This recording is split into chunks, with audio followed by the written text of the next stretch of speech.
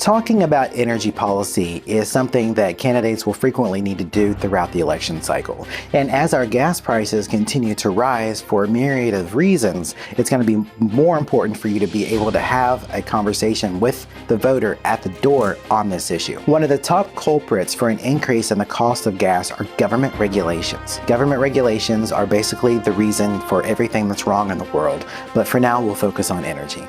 There's a couple things that really jump out as far as government regulation goes that I want to point to. The first being the Jones Act. The Jones Act requires that if you're going to be transporting items from one port to another port, both within the United States, that ship has to be owned by a U.S. company, and 75% of the workers on the ship have to be Americans. This is important because this has made it cheaper to bring in oil from Saudi Arabia and Western Africa than from Texas. Wrap your head around that for a minute.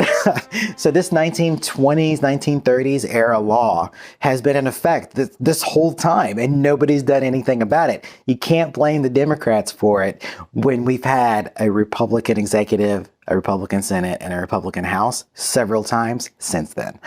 So this is something that we need our people to take a look at and get rid of because it stifles competition and increases the cost. And my God, it's cheaper to ship it from around the world than get it from Texas. That's just really stupid. We also have a renewable fuel standard. I guess this is some kind of liberal Care Bear idea that everybody thought would make people feel better if they had fuel that was sort of renewable. Between 5 and 10% of our fuel has to have ethanol in it.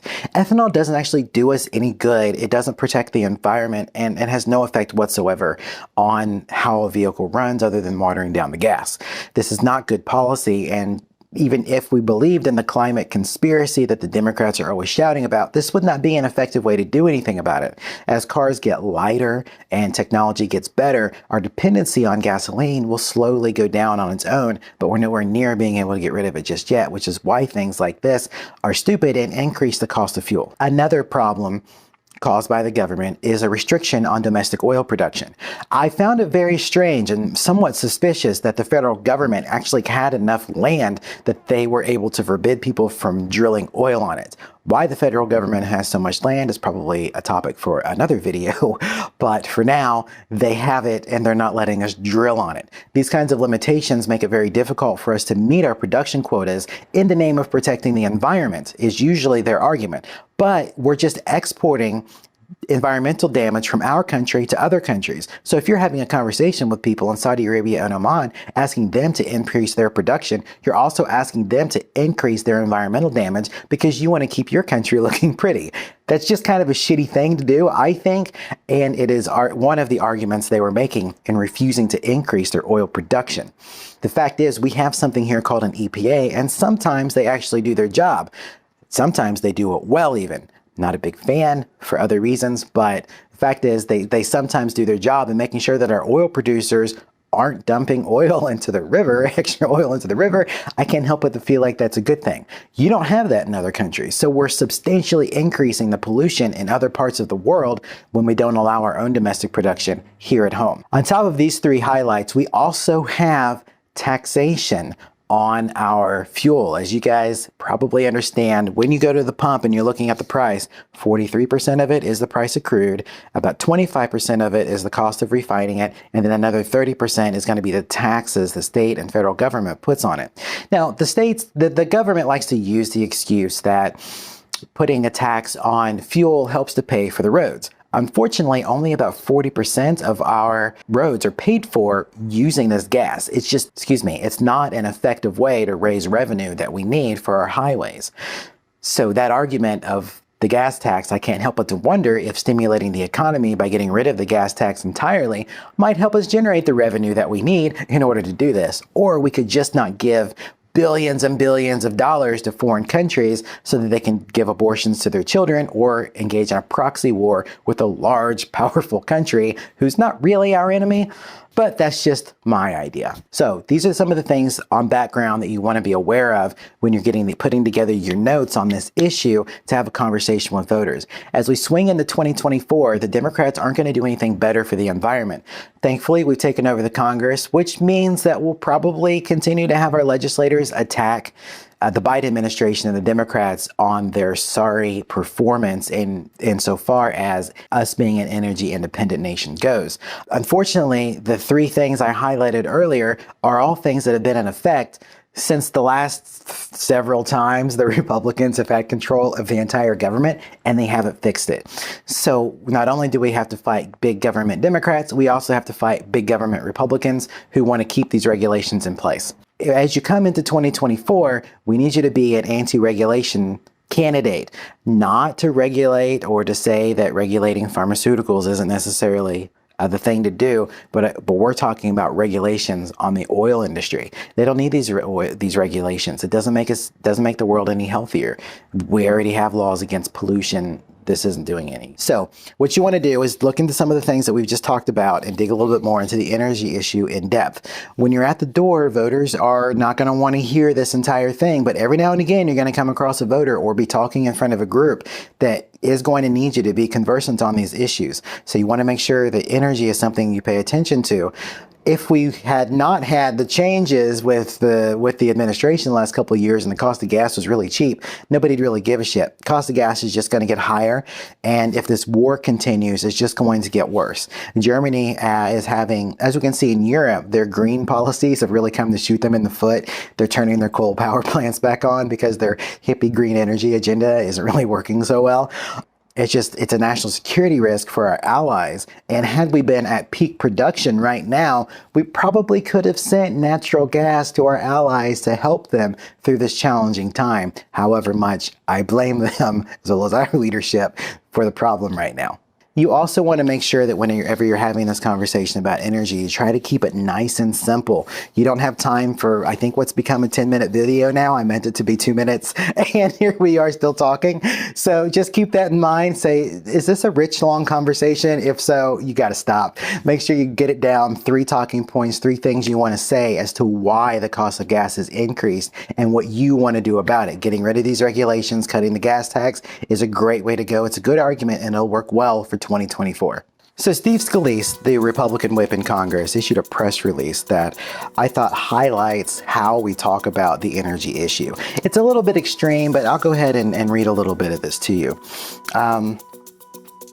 Congress focused on repairing Democrats' devastating assault on the United States' vibrant energy sector. I love the use of the language there. I love how they talked about how our energy is vibrant and it's under assault by evil left-wing Democrats. Imagine Care Bears with machine guns just killing people, right? So you can use these kinds of terminology when you're having this conversation if you want to put that much into it. I think this is more of a speech kind of a thing than a quick talking point, but it might be worth exploring depending on where you are. Over the past 2 years, the Biden administration has weaponized the federal government to limit the production of our abundant natural resources, such as canceling pipelines, attempting to stop drilling on federal lands, and onerous regulations on natural gas production, making us vulnerable and reliant on foreign countries for oil. So let's make shorter sentences, but you get the point. Here again, we have vibrant energy sector and abundant natural resources in contrast to words of violence, such as devastating assault on vibrant energy. And then we have weaponize the federal government, right, against abundant natural resources. And so these are the kinds of languages that work really well when you really get the hang of talking. They're a bit more extreme than I think you really need for a conversation with a voter at a door, but it gets the point across. And when you have time to give the full campaign speech, this is the kind of rhetoric that you could use. We faced such crises in the past, and the United States has continuously developed innovative solutions that have made us one of the world leaders, blah, blah, blah. They really could have come up with a better name than that, to show the American people how conservative ideas can solve the problems that they are facing. So our solution to solving problems is to get the government to stop the solutions to the problems, get government out of the way. And I'll leave this in the link on the video so that you can look at it in full. But when you're looking at this statement, you want to observe how they talk about the issue and how this is quotable by the newspaper. You could pull out 3 lines almost of any paragraph, and you can write a newspaper article on our position. And that's what I want you to pay attention to. We represent 2 states there's 2 of them who wrote this editorial, whose economies are anchored by the energy industry, right? The anchor is big and strong, and we would all float away and die without it, right?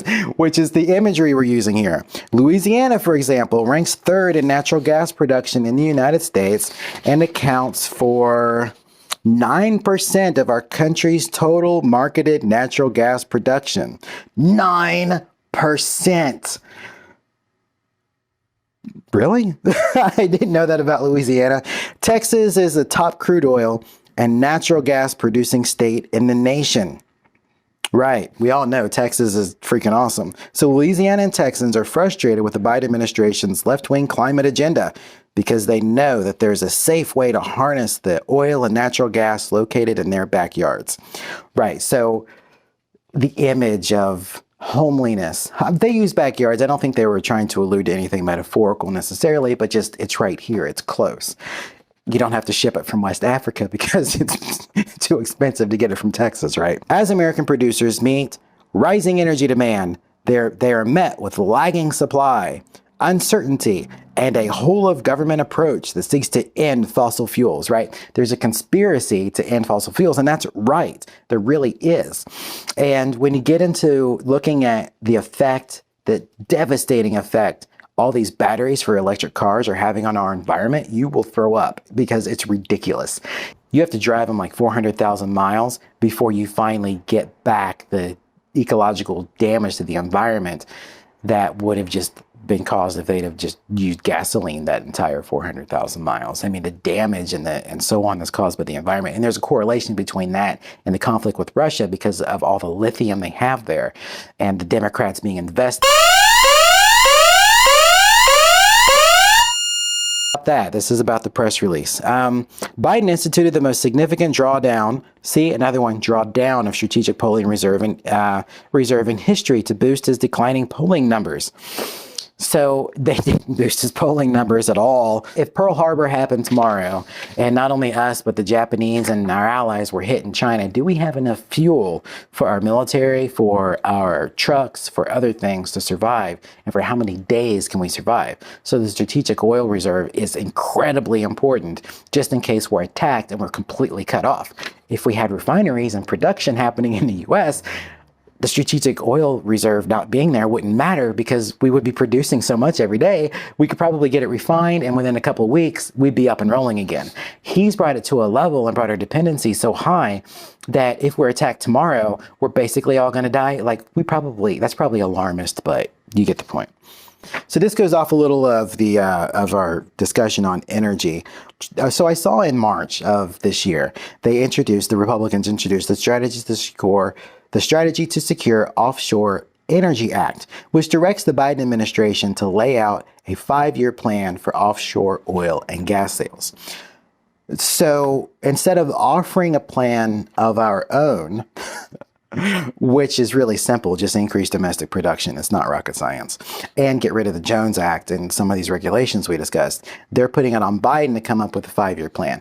I'm sure someone did some polling and thought that sending it to the president's desk to come up with a solution worked well. If you're a candidate, I would advise you to have a solution to the problem and not put it off on, Biden. Republicans told Biden he needed to come up with a 5-year plan. Well, the communists had 5-year plans too, and those all fell to shit. And they would come up with a new 5-year plan every 4 years because things went awry. And if you read 1984, you know how that works.